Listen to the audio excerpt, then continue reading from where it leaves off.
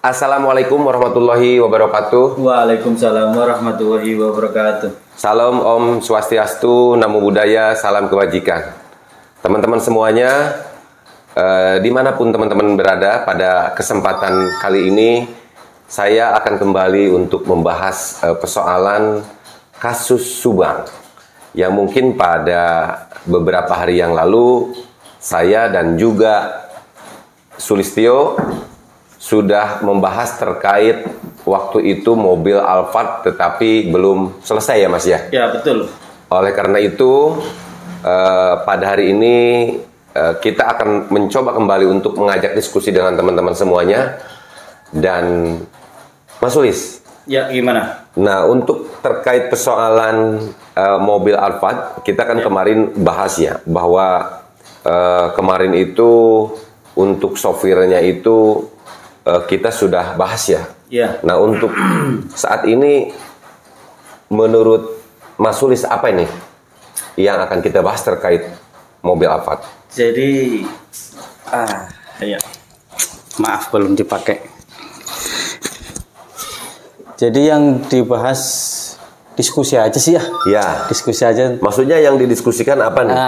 Karena memang tadi di belakang layar saya dengan Mas Sulis sudah berbicara terkait hal itu dan juga ingin sharing dengan teman-teman semuanya ya. Ya. Yang memang masih sampai saat ini setia untuk mengawal kasus Subang.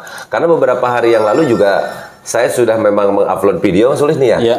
Tetapi video yang memang terkait berita nasional yang memang saat ini masih sangat ramai diperbincangkan. Akan tetapi walaupun memang ramainya kasus yang mungkin kita sebut aja kasus binary option yang memang sekarang ramai dan sudah menjadi wacana nih di berbagai macam media, tetapi kata teman-teman semuanya, Kang Heri jangan lupa gitu kan dengan adanya kasus baru sehingga lupa untuk bagaimana mengawal kasus Subang. Oleh karena itu kita buktikan dan kita juga masih akan mencoba diskusi terkait hal itu gitu Mas. Iya siap. Sebenarnya kita nggak lupa. Iya. Ya nggak akan pernah lupa sih kalau menurut saya. Nggak akan pernah lupa kalau karena belum terungkap. Iya. Karena kita juga dekat dengan TKP ya kan. Terus kita juga sebagai warga Jalan Cagak juga gitu kan. Ya masih satu kecamatan gitu kan. Dan kalau belum terungkap ya kita merasakan sendiri belum aman gitu loh Pak. Ada rasa kekhawatiran. Iya, cuman kan kenapa kita bikin video keluar dari topik kasus yang ada di Subang ini ya karena ya emang beritanya itu ya investasi bodong ini sangat merugikan banyak masyarakat gitu loh Pak. Betul. Itu kenapa kita pengen mengungkap itu karena biar nggak ada korban lagi gitu loh Pak. Sekali, ya. Kita ya sedikit banyaknya ya harus berkontribusi untuk negara istilahnya ya. Ya itu kan bahasa kalau itu kan terlalu tinggi ya. Berkontribusi untuk negara. Jadi mengingatkan aja lah. Iya, kita hanya ya saling mengingatkan kan. Ya siapa tahu ada yang belum tahu kan gitu kan apa salahnya gitu loh. Jadi, atau juga ada yang sudah tahu dan memberikan informasi yang lebih jelas untuk diskusi terkait hal itu gitu kan ya. Betul kan kita kan belajar dari kesalahan. Oke. Mas kita balik lagi ke kasus dulu, ya. Karena memang pada kesempatan ini kita yang dibahas terkait kasus Subang. Nah, terkait mobil Alphard ini yang akan kita lanjutkan mengenai materi yang kemarin itu apa, Mas? Mengenai ini, Pak, posisi terakhir sehabis parkir, Pak. Jadi kan posisi terakhirnya kan mobil ini apa ya? Nggak selayaknya biasa mobil parkir kalau parkir di rumah sendiri gitu loh Pak. Jadi parkirnya kan nyerong dia. Nah, ini saya mau menanyakan dulu sama Pak Heri. Kan kemarin kan udah dijelaskan. Mungkin posisi mobil seperti itu karena dalam keadaan kondisi gugup gitu kan. Tetapi ini ada indikasi lain juga Pak. Gitu kan. Indikasinya gini. Bisa saja mobil tersebut sengaja dimiringkan, posisi dimiringkan untuk menutupi apa ya, untuk menutupi pas masukin jenazah itu ke dalam bagasi mobil gitu loh Pak. Ini bisa diindikasi karena kenapa? Kalau menurut saya secara logikanya, kalau korban ini atau mayat tersebut, aku nggak nyebutin jangan mayat lah, takutnya ini udah hidup, masih hidup atau belum kan kita kan nggak tahu, ya kan? Korban saja. Iya korban lah, masukin korban ke mobil ini posisinya sehabis parkir atau sebelum parkir. Kalau secara logikanya berarti itu sesudah parkir Pak. Betul sekali. Karena apa ya? Karena posisinya kan kalau sebelum parkir kan bagasi itu ngadepnya ke jalan. Kalau bawa sesuatu pasti orang lihat gitu loh. Nah kenapa mobil itu diparkirin kan salah satunya kan biar bisa masukin ke bagasi mobil itu salah satunya gitu. Nggak tahu kalau menurut Pak Heri gimana? Nah kalau menurut saya gini Mas, kemarin kita bahas kan terkait posisi mobil waktu parkir parkir mobil ya. Betul. Dan memang ada saksi yang waktu itu mengatakan bahwa mobilnya itu maju mundur. Dan memang mungkin waktu itu sudah sangat ramai sekali. Ya kan intinya, ya saya bilang kan orang gugup ini ada beberapa faktor Mas. Ada beberapa faktor itu karena memang yang seperti halnya kita gugup di parkir kondisi yang sempit terus mobil juga sudah banyak, ya kan kita sudah paham kemarin sedikit kita ulas ya, sudah paham parkir, tapi di dalam kondisi itu terkadang kita juga menjadi gugup, ya kan? Atau ada juga yang kedua, orang itu gugup karena memang dia itu dia berpikir bahwa tidak akan ketahuan kalau misalkan nih kondisi korban ada di dalam mobil dulu nih, bisa saja pada saat parkir itu memang posisi korban sudah ada di mobil, ya tujuannya dia untuk membuat alibi lain lah, atau untuk seperti apa kan bisa saja kan. Jadi dia itu dalam kondisi gugupnya memang seperti itu, bukan berarti karena pengaruh adanya mobil yang lewat begitu. Atau apabila misalkan dikaitkan dengan sebuah statement yang disampaikan oleh pihak kepolisian bahwa yang namanya pelaku ini diduga itu kan bisa dikatakan orang terdekat korban. Betul. Jadi apabila misalkan dia pada saat posisi parkir, ini dia udah merasa aman nih. Tapi pada saat posisi parkir wajah dia dikenali, ya kan? Dia juga mungkin pada saat kondisi parkir, pada saat gua di dalam misalkan nih, dia berpikirnya bahwa saya sudah merasa aman ya. Tapi pada saat pelaku itu keluar itu kan parkirkan mobil, atau misalkan bukan pelaku lah, atau mungkin saja orang tersebut adalah orang yang turut membantu misalkan, takut juga ketahuan orang kan seperti itu ya. Nah lalu kita kembalikan kepada apa yang ditanyakan oleh Mas Sulis terkait posisi mobil parkirnya yang memang miring, nyerong. Nah kita bahas dulu juga bahwa kondisi kebiasaan mobil pada saat parkir setahu saya, karena saya bilang juga bahwa saya juga sering lewatkan, toh memang itu merupakan jalan itu kan ada dua ya, mau ke Jalan Cagak itu yang dekat kan memang ke situ, daripada harus muter lewat Tambakan dulu kan. Jadi saya juga sering bahwa kondisi mobil itu terparkir itu kepalanya menghadap ke rumah. Jadi ke jalan ekornya itu ke jalan. Dan memang saya juga sering melihat kondisi mobil itu seperti itu dalam keadaan terparkir, karena saya sendiri berpikir dan melihat bahwa mobil itu jarang digunakannya gitu loh. Beda seperti kendaraan kita tiap hari, karena memang kita punya satu-satunya. Karena adanya satu.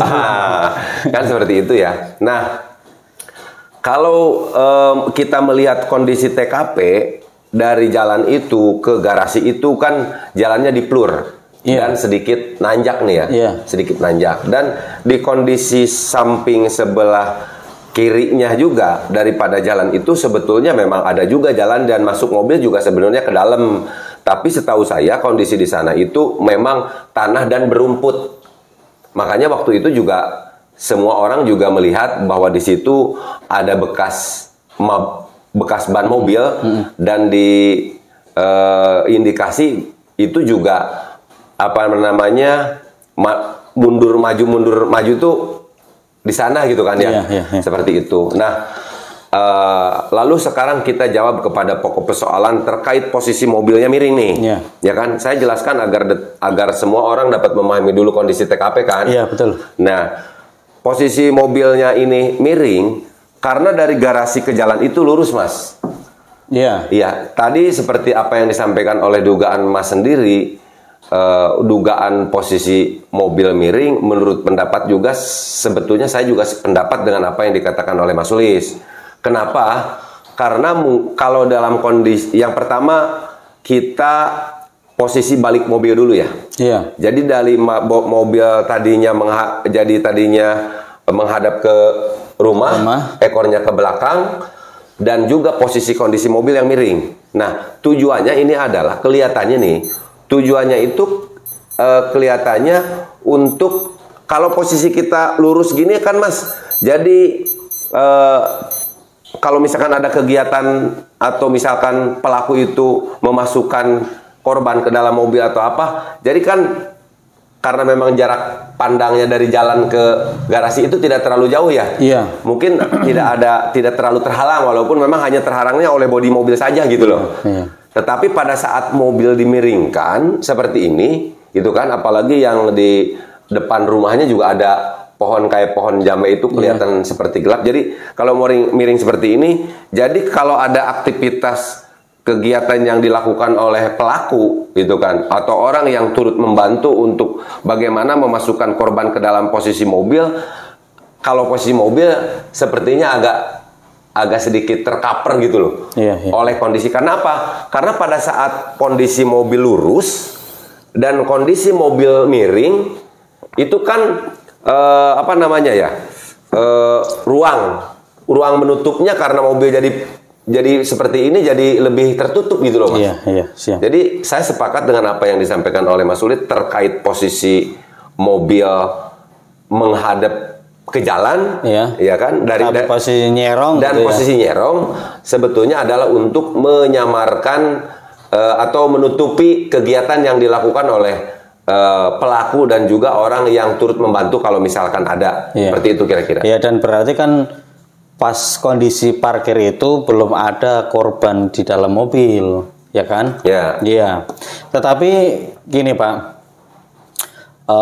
menarik nih kan, tadi kan Pak Heri ngomong masalah kondisi jalan itu licin kan, tanah sama rumput itu licin. Nah, pas malamnya tanggal 18 itu hujan nggak sih Pak posisinya? Jadi kan nih licinnya jalan itu karena apa? Karena semalam itu bekas hujan, jadi jalan itu licin, ataukah emang hanya ya rerumputan terus apa ya, biasanya kalau depan rumah garasi itu dipelur, kalau jarang dilewatin itu emang dia apa lumut itu apa bahasa Indonesianya ya? Ya lumut ya. Kalau itu mah saya pastikan bukan lumut ya. Nah, kalau untuk kondisi hujan karena waktu malam tanggal 18 ya, itu memang saya baru pulang 1 hari pulang dari luar kota. Dan kalau untuk di Bunahayu sendiri mah waktu itu memang agak sedikit hujan tapi memang tidak terlalu besar. Saya tidak tahu nih ke Jalan Cagak. Cuman saya memastikan karena memang kita kan Mas Sulis juga tahu kan, kita mah sering ke lapangan, lebih banyak ke lapangan daripada ke kota jalan mobilnya kan. Betul. Nah, pada saat ban mobil nginjak rumput yang seperti itu gitu loh Mas. Ya kan? Karena untuk mobil seperti itu yang muter itu ban belakang Mas. Ya, itu pakai gardan belakang ya? Iya, kalau itu yang muter gardan belakang setahu saya ya. Jadi kalau misalkan mundur seperti itu ya pasti ngosot gitu kan, pasti muter karena pengaruh rumput itu, apalagi misalkan malamnya kena hujan yang walaupun memang tidak terlalu besar. Terus keduanya itu mobilnya mobil matic bukan manual. Iya, itu matic. Matic kan bukan manual kan. Matic kalau untuk seperti mobil seperti itu memang matic lah. Iya. Dan ini satu lagi ini melenceng, bukan mobil sebenarnya. Cuman posisi kan ditemukan kalung nih Pak. Ditemukan kalung di, kalau nggak salah di garasi juga, ya kan. Nah, apakah kalung ini jatuh karena posisinya si korban ini diseret terus jatuh? Apakah seperti itu atau perlawanan? Dan ada nggak sidik jari ditemukan di kalung itu Pak? Karena kan posisi kalungnya kan ditemukan terus diambil sama penyidik Pak. Kalau sepengetahuan Bapak nih? Nah, kalau sepengetahuan saya, yang saya dengar ini tentunya dari berbagai macam sumber yang saya dapat diterima dari media nasional yang tentunya sumbernya juga jelas. Karena itu kan kalau terkait hal itu kan pasti sumbernya dari pihak kepolisian ya. Betul. Dan kita ketahui bahwa dari pihak kepolisian itu ada sesuatu yang memang dipublikasikan, ada juga yang tidak gitu loh Mas. Kenapa? Karena memang perlu kita ketahui juga bukan berarti pihak kepolisian tidak ingin membuka persoalan ini. Tapi ini ada kaitannya menurut pendapat saya nih, karena pengungkapan kasus ini kan belum selesai gitu loh. Betul. Jadi pihak kepolisian juga ada sesuatu yang disembunyikan itu sebetulnya tujuannya adalah untuk tujuan sebuah pengungkapan gitu loh Mas. Kalau seandainya terlalu banyak di blow juga gitu kan, untuk hal-hal yang sifatnya krusial kan ditakutkan pelakunya mendengar, tahu, akhirnya dia melakukan upaya lain untuk bagaimana bisa lebih memblurkan lagi gitu terkait hal itu. Nah, cuman setahu saya bahwa justru dari ada beberapa barang yang berada memang di TKP itu sedikit minim mungkin sidik jari itu tadi, gitu kan. Nah, justru ini saya juga ingin diskusi dengan teman-teman semuanya ya. Kita masih berbicara masih di dalam mobil Alphard, Mas. Jadi gini, dan kita juga mendengar bahwa keterangan yang disampaikan itu kan dari berbagai macam media tentunya yaitu itu tadi juga berdasarkan pertanyaan yang diajukan kepada pihak keluarga terutama oleh pihak kepolisian ya, bahwa katanya yang namanya kunci itu disimpan di dalam, ya kan? Nah, sekarang berbicara apabila ada orang lain menggunakan mobil yang kita ketahui nih, kita pasti yang namanya sidik jari itu ada di kunci, ada juga di setir, ada juga di handle ya. Betul tidak ya? Betul. Ada aja di handle, atau mungkin juga pada saat posisi mobil parkir rem tangan mungkin juga bisa lepas di rem tangan ya kan, atau ada ornamen-ornamen lain yang ada di interior mobil mungkin yang tersentuh. Tapi kita mendengar bahwa sampai saat ini pun pihak kepolisian sulit untuk mengungkap kasus ini, diantaranya adalah salah satunya kan minimnya hal itu loh Mas. Nah, apakah memang pelaku ini menggunakan sarung tangan atau menggunakan cara lain untuk bagaimana bisa menghilangkan sidik jarinya, kan yang tahu hanya pelaku. Kita tidak tahu nih seperti apa dan bagaimana. Ya, jadi kalau untuk masalah sidik jari di mobil, kalau itu yang pertama tuh. Kalau menurut saya nih, kalau nggak pakai sarung tangan pasti ada Pak. Kalau dilap, seandainya ini dilap, dilap itu pasti masih ada bekasnya Pak. Karena kan posisinya gini. Yang namanya kita masuk mobil, nyetir, kita nggak tahu barang apa aja yang kita sentuh. Betul nggak? Jadi kan tadi kita nyentuhnya apa lagi nih kalau seandainya dilap. Tapi kalau pakai sarung tangan kan udah nggak ada kata-kata lupa Pak. Masalahnya posisi parkir mobil itu pagi-pagi Pak. Kalau dibarengin dengan bersih-bersih sidik jari yang ada di mobil, itu membutuhkan waktu. Kalau menurut saya nih secara logikanya berarti membutuhkan waktu itu Pak. Gitu loh. Terus sekarang kita lanjut Mas. Itu kan tadi disampaikan ya bahwa pasti orang itu menggunakan sarung tangan atau penutup yang lainnya lah. atau pakai baju atau pakai apa kan seperti itu. Nah, logis juga seperti itu. Nanti kita juga bertanya kepada teman-teman, kira-kira menurut teman-teman seperti apa ya kan?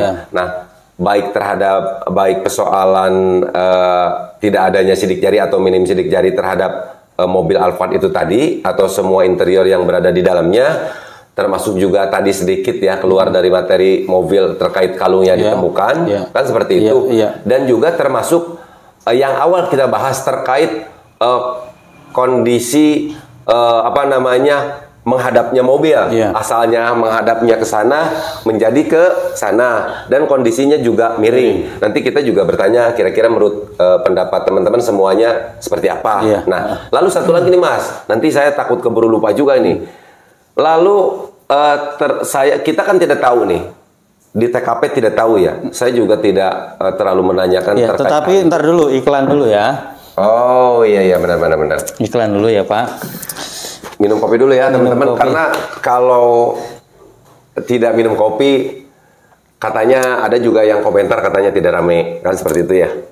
Ya jadi ngopi dulu Pak. Biar agak slow. Sebenarnya tadi aku masih banyak pembahasan tuh masalah yang sidik jari di mobil itu, masalah sarung tangan gitu. Sebenarnya aku masih ingin menanyakan juga nih sama Pak Heri. Itu. Tapi Pak Heri sok duluan. Yang tadi kan mau ngomong masalah apa itu? Yang ada yang lain yang ingin ditanyakan. Iya, yang satu yang ingin saya bahas adalah pada saat kondisi di TKP kan kita tidak tahu, karena memang yaitu tadi kan dari pihak kepolisian juga menyampaikan terkait berita tentang kondisi TKP ya kan, maupun barang bukti dan lain sebagainya yang diketemukan di TKP dalam olah TKP, baik dalam olah TKP awal ya maupun lanjutan. Ada sesuatu yang memang tidak dipublikasikan. Nah, kita tidak tahu bahwa pada saat dilakukan olah TKP, setelah diketemukannya korban di dalam mobil Alphard tersebut yang sudah dalam keadaan posisi miring, apakah memang kondisi terakhir kuncinya itu masih gantung atau sudah tidak ada? Itu juga kan kita tidak tahu. Menurut Mas Sudi sendiri seperti apa kira-kira? Itu menurut saya mungkin, ini mungkin masih gantung di mobil. Kalau nggak gantung di mobil, si pelaku ini nggak mungkin Pak, nggak mungkin balikin kunci mobil itu ke tempat asalnya. Karena logikanya, buat apa?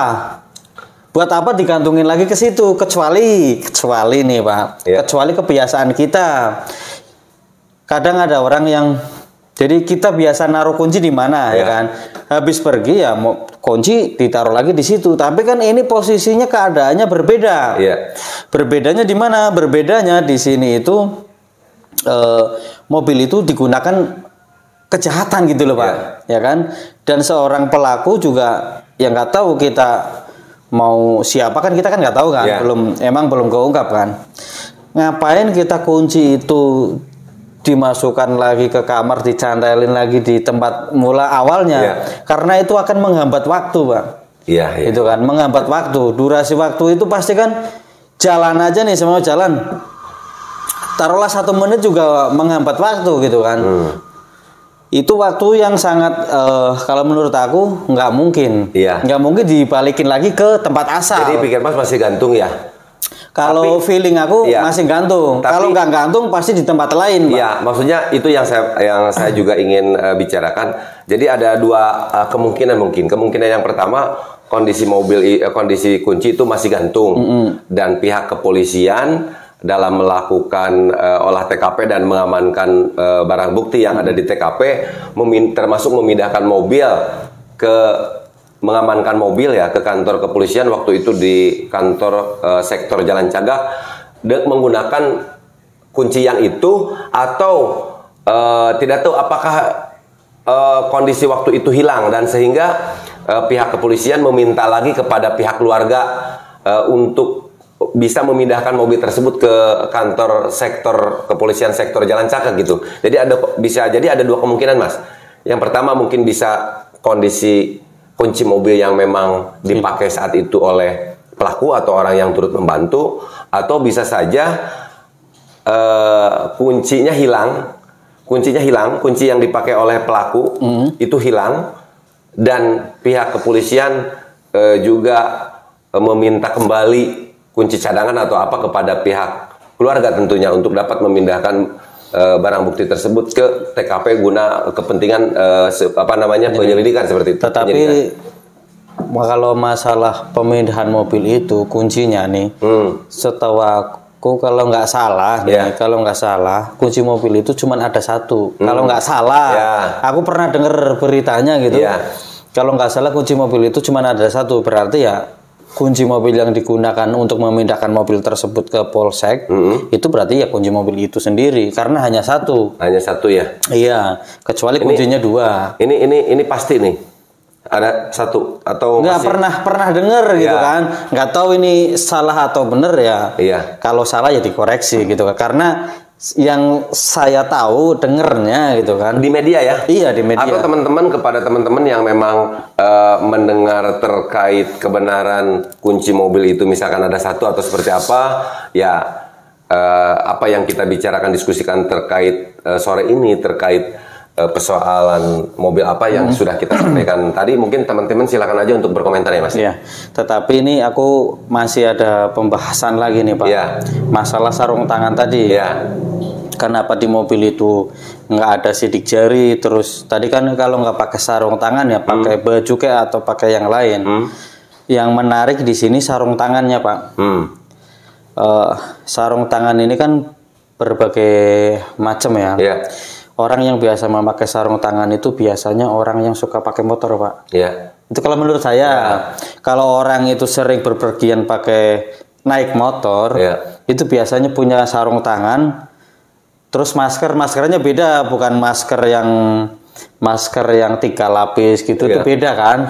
Itu biasanya apa itu namanya yang, ya pokoknya masker yang itu kan biasanya kan ada kan? Itu kan ya mungkin bisa. Ini kalau kita ngomongnya pembunuhan ini, kejadian ini itu tanpa rencana ya Pak, maksudnya tanpa rencana kan ada juga yang beritakan mungkin ini itu sebenarnya tanpa rencana, jadi spontan saja pas waktu itu gitu kan. Nah, bagaimana caranya di dalam mobil itu, pas mindahin mobil itu nggak ada sidik jari ya kan? Kalau tadi secara logika kalau kita menghapus sidik jari kita di mobil itu membutuhkan waktu lama gitu kan. Kalau pakai sarung tangan kan enggak. Nah, kalau seandainya pakai sarung tangan mungkin ini mungkin pelaku ini pakai sarung tangan yang biasa dia gunakan untuk naik motor gitu loh Pak. Pokoknya gini. Gitu. Kalau menurut Pak Heri ini. Nanti saya akan jawab. Tapi sekarang kan kita bahas terkait posisi mobil Avanza nih ya. Nah, terkait hal itu nanti kita akan bahas lagi di season berikutnya. Karena teman-teman juga bingung nih. Kebanyakan materi. Jadi dalam konten kita kali ini, dalam video kita kali ini membahas terkait persoalan mobil Avanza.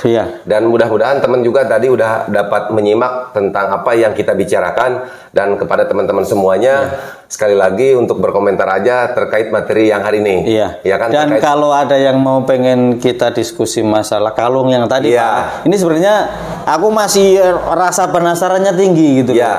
Kalung ditemukan harusnya ada sidik jari gitu secara logikanya gitu loh Pak. Karena kalung itu tertinggal gitu kan, berarti si pelaku ini mungkin bisa jadi lupa ya kan, kemungkinan besar lupa sih, atau karena terburu-buru tersebut gitu.